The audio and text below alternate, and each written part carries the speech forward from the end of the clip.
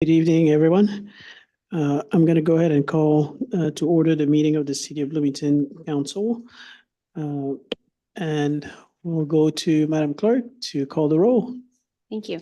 Councilmember Kearns? Here. Councilmember Bolin? Here. Councilmember Motney? Here. Councilmember Dannenberger? Here. Councilmember Becker? Here. Councilmember Hendricks? Here. Councilmember Lee? Here. Mayor Okay. Millawampe? Here. And we do have Councilmember Crumpler who's requested to attend the meeting remotely due to illness. And we are going to ask for a motion. I'll make a motion to Okay. have Tom attend remote. Second. Okay, motion by Councilmember Bolin, second by Councilmember Hendricks. Madam Clerk, could you please call the roll? Councilmember Kearns? Yes. Councilmember Bolin? Yes. Councilmember Motney? Yes. Councilmember Dannenberger? Yes. Councilmember Becker? Yes. Councilmember Hendricks? Yes. Councilmember Lee? Yes. Okay, so Councilmember Crumpler, are you there? I am. Can you hear me? Yes. Okay. Okay, well, thank you for joining. I know you're not feeling the best, but we definitely appreciate it. Oh, no worries. Thank you, guys. Okay. We're gonna go on to public comment, Madam Clerk. Thank you. We did receive one emailed public comment that was from Layla Cheek and it was provided to council earlier. And we just have one person to provide public comment in person. That'll be Serena Fish after you read your statement. Okay. Public comment is an opportunity for speakers to provide their views and feedback to the city council. It is also an opportunity for the city council to listen and hear diverse points of view. To maximize the impact of public comment and show respect for the expression of all views, speakers should maintain civility and focus on city issues. Speakers must identify themselves for the record, but are not required to give their address. Each speaker is given the floor for 3 minutes, and the council does not respond or engage in debate. Any speaker that engages in threatening or disorderly behavior will be deemed out of order and their time seized. Thank you. Here. Hi, I'm Serena Fish. I live in the West Side, Ward 6, Administrator for West Side Neighbors, member of the PSCRB Board. So on the good side, I want to thank our Public Works Department for an excellent job they're doing on the West Side right now in redoing sidewalks and ADA corners. We really appreciate it, especially around, we have quite a few senior places down around there, and it is much appreciated. The other thing I want to talk about is the tent city. I would really appreciate that somebody does something because it's getting out of hand. This weekend, we had to call the police again by the store. We had 10 people down there fighting. Someone else who was removed from the property by the police, trying to sneak back over there. Then there were, of course, I'm sure you've all heard about the fire. So who is responsible for paying? Because West Side taxpayers don't want to pay the water bill there. They don't want to pay for the fire engine. They don't want to pay for the ambulance. So it's on private property. So I'm assuming that Eastview will be getting the bill for anything and everything that goes on over there. On WGLT, there was a interview with Mr. Burgess. I believe he's from Home Sweet Home. And even he's saying the people that are there, one, there is now a waiting list to get into the tent city. Okay? A waiting list. He is saying on the WGLT that basically he's admitting the people that are there they're done everything they can to get them into housing. Most of them cannot qualify because of things they have done. They will not follow the rules, all the above. One of the people that just got kicked out of the tent city, they kicked her out, is now living on the city property on the roadway between Oakland and MacArthur. That's city property. I know I'm out of time, but you all love me.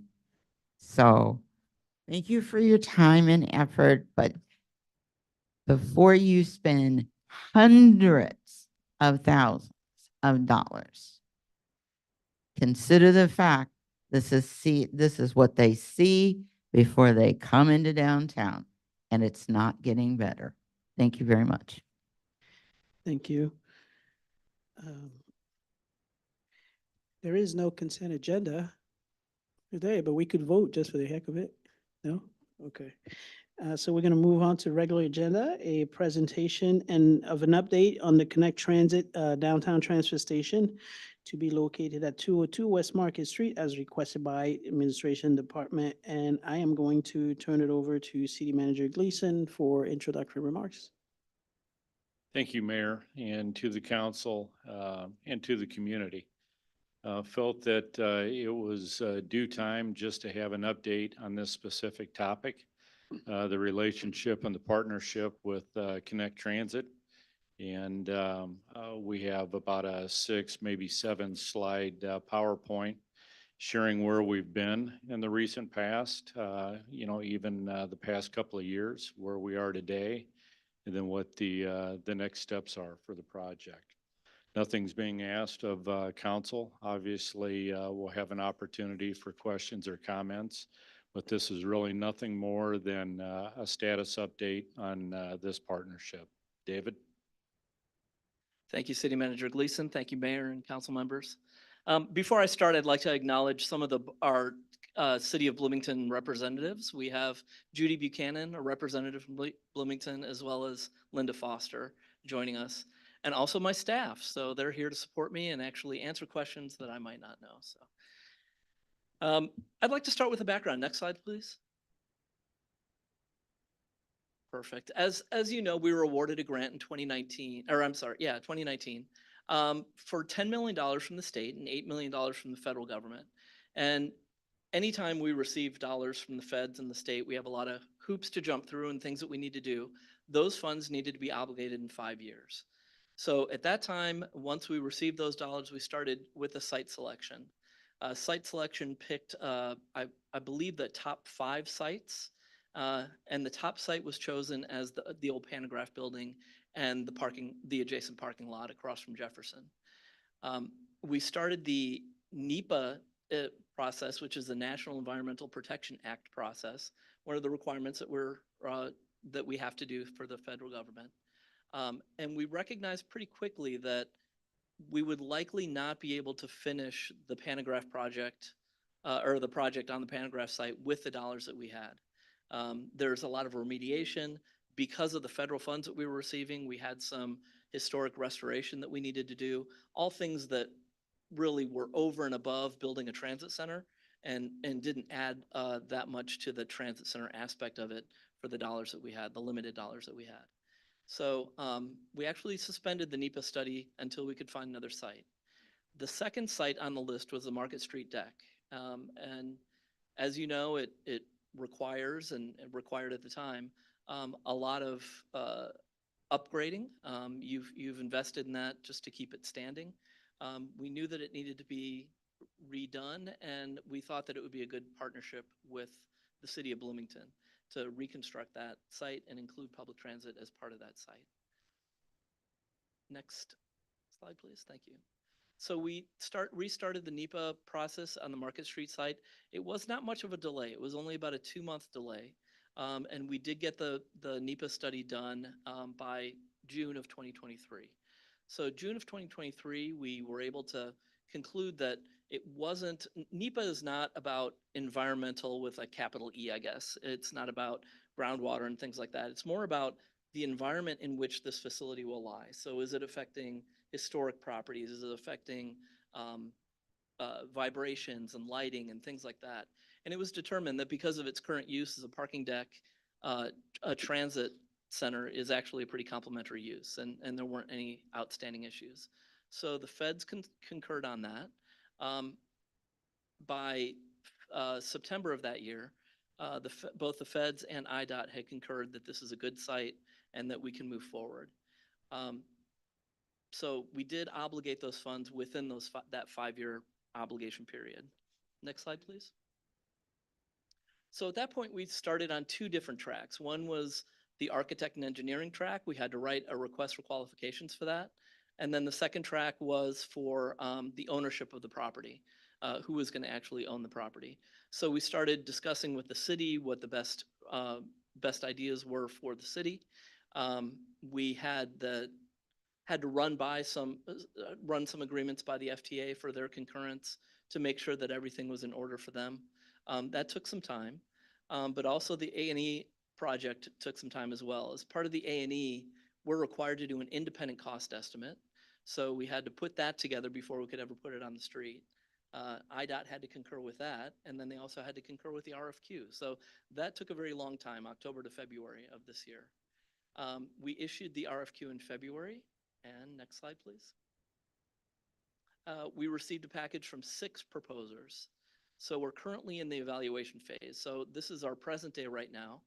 We have multiple proposers that want to build our transit center. And the evaluation committee is made up of not only Connect staff, but city staff. So the city has obviously a vested interest to make sure that this property fits within the scope and the vision of the city. And the city staff will be there to make sure that not only is that scope going to be followed, but also that the proposers are the best ones to do the work.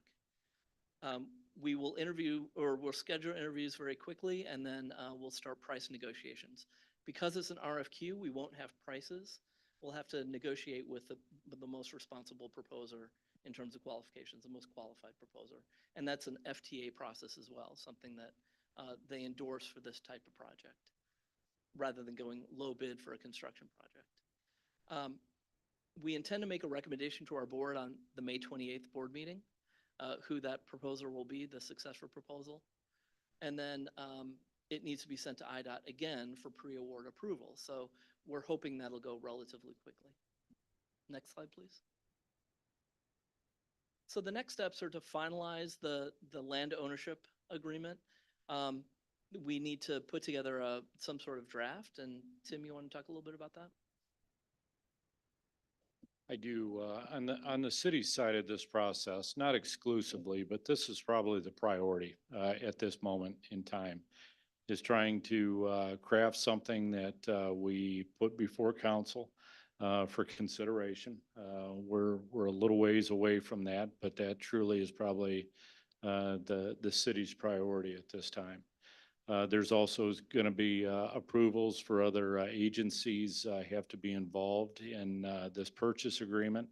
But this is something that you'll see in the very near future for council to consider well before this becomes an action item for eventual approval. And then also real quick, the post office, I'll add this real quick, that the post office currently has a lease agreement with the city of Bloomington.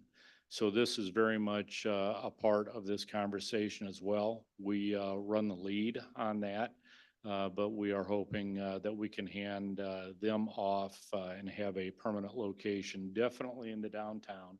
Confident that that's going to remain, but it'd be nice if it was a return to this site as well. Thanks, David. Thank you. So our next phase is to begin the design phase. And there's some things that we know that we want to have. That's an indoor waiting area with public restrooms. Those public restrooms will be open to anyone that's downtown during the time that we're in operation, from about 5:30 in the morning until about 11 p.m. or later on the weekends. So that's actually an enhancement, I think, to the downtown area. We'll have 10 covered bus bays for sure.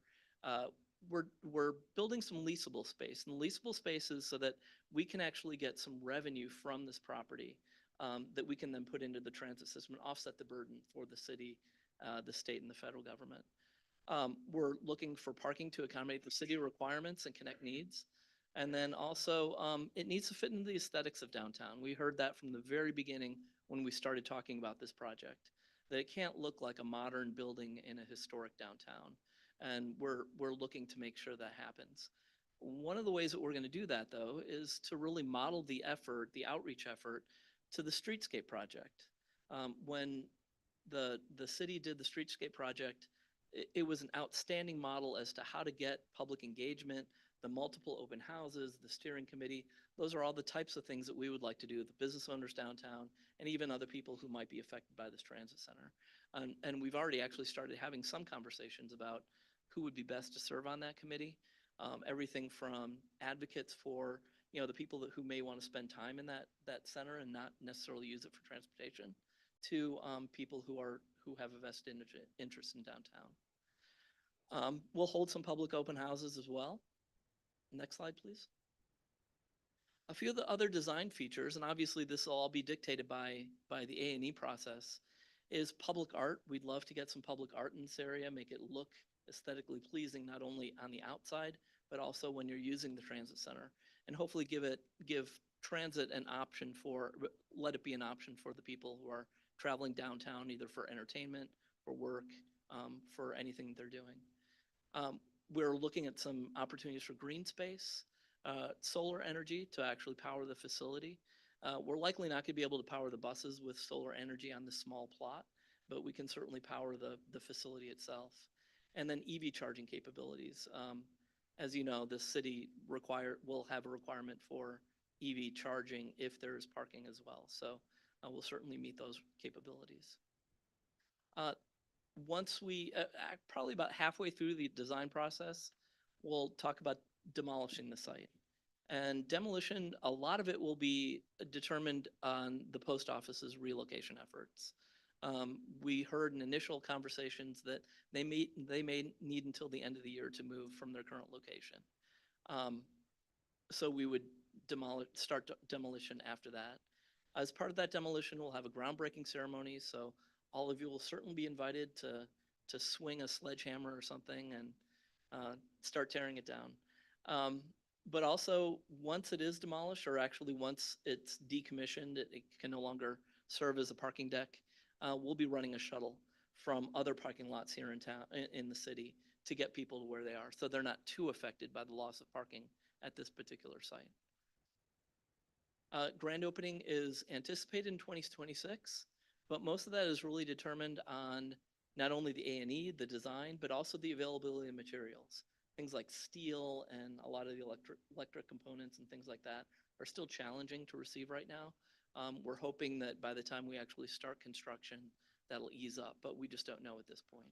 So we're still anticipating a 2026 opening. Next slide, please. And that concludes my presentation. Okay, awesome. Thank you very much, David. Do we have any questions? Council members?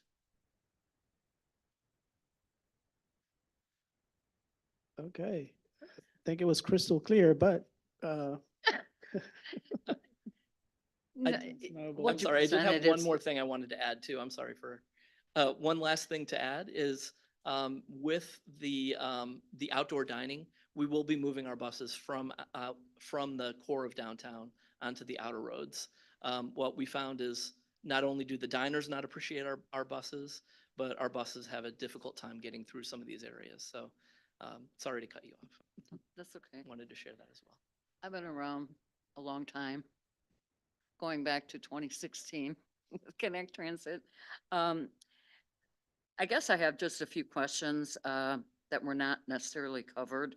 In that sketch, I guess, I'm assuming the orange is going to be the leased area? Correct. And then the blue is office space for Connect Transit? Correct. Is Connect Transit moving its administrative operations to this location?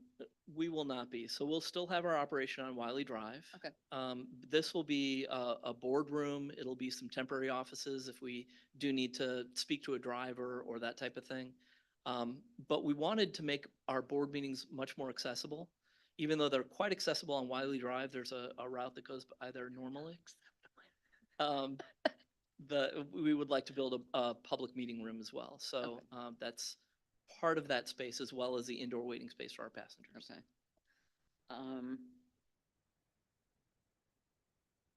Let's see. Oh, yes, bicycle infrastructure as far as bicycle racks, that's all going to be included.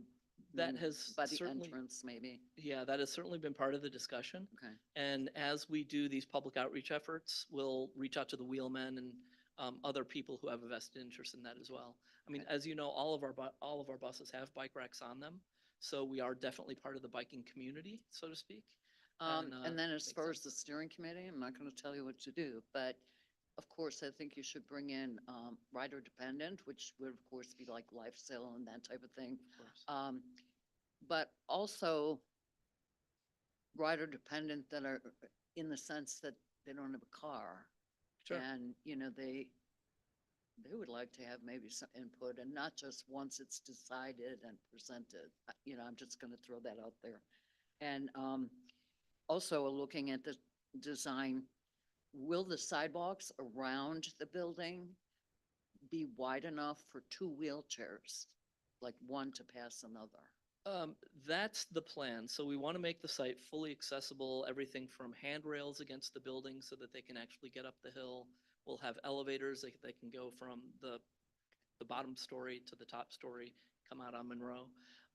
But it will fit into the streetscape plan. So that will be one of the streetscape blocks that we'll be able to actually help fund with our federal dollars.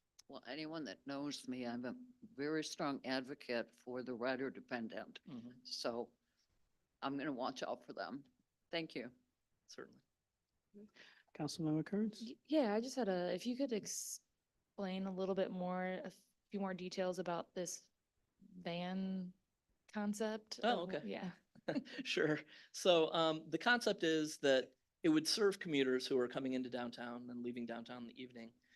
It would pick up likely at some of the outlying parking decks or parking lots and then take them to where they want to go in the downtown area. So it'll likely be a smaller vehicle running from, we haven't determined the hours yet, obviously, but say from 6 to 10 and then again from 2 to 6 or something. And that will all come out during the steering committee as well to see when the best times for that vehicle to run. So it won't really be for the shoppers downtown, it'll be for the employees, the workers. David, do you anticipate other companies using the transfer station? Or is it just Connect Transit? So Kind of like what we have, what's in Uptown Oval? yeah, keep this to yourselves. Don't make this public. But Okay. we have had some high level talks about involving an over the road bus carrier. Apparently, there's one that just currently drops off at a gas station or somewhere locally. Having that tie into our transit center would be fantastic, not only for our riders, but also people who just want to come downtown and visit. Okay, thank you. Okay, it looks like we don't have any other questions, so thank you very much for your presentation, and we look forward to seeing more.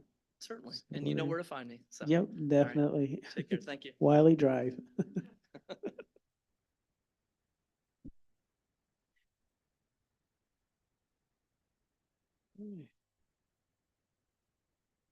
And also thank you to our board representatives. I know, volunteering is a tough task, and we appreciate the time that you spend, and we're looking forward to a great project. So thank you. Next item is the city manager's discussion. Thank you, Mayor and Council. Catherine, do you have a PSA video? Go ahead and roll that.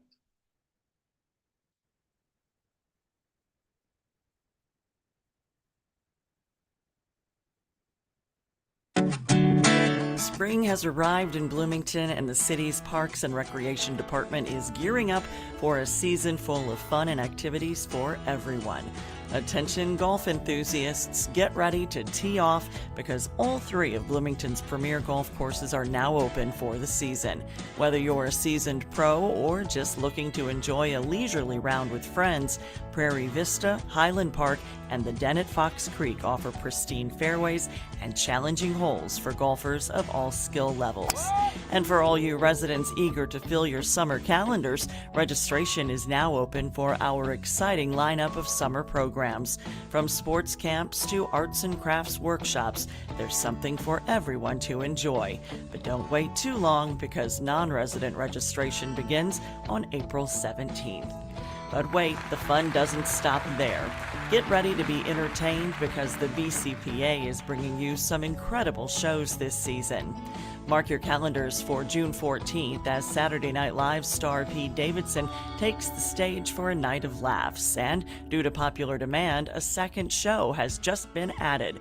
Tickets on sale April 16th, so be sure to grab yours before they're gone. Rock and roll fans, get ready to rock out with George Thorogood and the Destroyers on June 24th. It's going to be an electrifying night of music you won't want to miss. And on August 15th, the one and only Ben Folds brings his Paper Airplane Request Tour to Bloomington. Get ready for an evening of unforgettable music and audience interaction. And on August 23rd, don't miss the High Kings as they bring their unique blend of Irish folk music back to the BCPA stage. Tickets for all these amazing shows are available at artsblooming.org. Get yours today and make this summer one to remember in Bloomington. Real quick, before we go to the new hire slide, we truly are killing it on the entertainment side.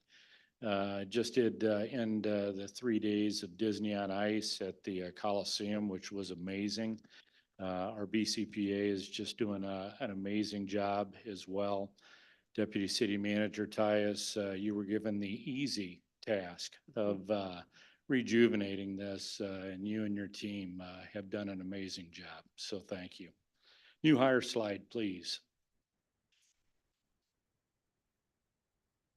Mario Jones, a utility worker, Parks and Rec. Rosalio Rivera, Fleet Equipment Tech and Public Works. Craig Bennett, Labor, Solid Waste, Public Works. And then Josh Todden, Food and Beverage Manager at Arena Arts and Entertainment. And then Cole Henson, hired as custodian at the Police Department. Doing very well with our new hires. We are patient. I know I've said this before, and we wait for the right candidate. And again, we've got a solid organization and family of employees. So thank you. That's all I've got, Mayor. Okay, thank you. And with that, I will entertain a motion to adjourn. Motion to adjourn. Motion by Councilmember Bolin, second by Councilmember Hendricks. All those in favor, signify by saying aye. Aye. Aye. Okay, we are adjourned.